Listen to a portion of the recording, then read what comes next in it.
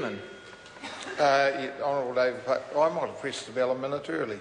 My apologies. Oh, thank you, Mr. Chairman. I accept your apology. I apologise. No, that's all right. These things happen. Mr. Chairman, what it does is it depresses the price of carbon into the foreseeable future down to such a derisory level that it's ineffective. We heard from the people who are service providers in the buying and selling carbon rights, and they said that because of the lack of a floor on the price of carbon and no restriction on some of these units that are washing around the world at a very low price, effectively New Zealand's price of carbon goes down to $1 or $2 a tonne, not enough to influence behaviour. Let's not forget that the government was worried that the price was going to go over $25 a tonne not so long ago, and so they put a price cap in last time.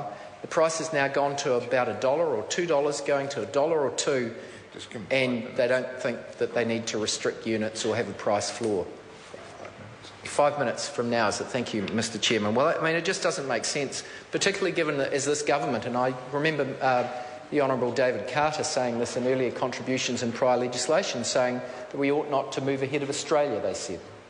And so Australia had a carbon price that was going to be later, and they said lower than where New Zealand's carbon price was heading, and so that was the justification for both delay and a cap on price.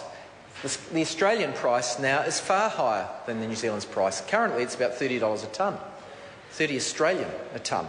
Now it's probably going to come back from that a little bit, but it's still a hell of a lot more, an enormous amount more than the $1 or $2 a tonne that we've got in New Zealand. So much for this pretence that this was about coordination with Australia, because if that was the intent, they've abandoned that. This scheme is so permissive of low prices that we'll never be able to link with the European scheme. Europeans aren't going to link with a carbon pricing scheme that's as loose as this one is. So the idea that we can link with other schemes and therefore have deeper carbon markets is wrong too. We've got 1 for 2 free allocation. Even at a low price of $2 or $3 per tonne, the government is still saying, oh, not only can you have the benefit of that really low price, but we'll halve it again because you're going to have to only remit 1 unit for every 2 units of your emissions. Why is that necessary?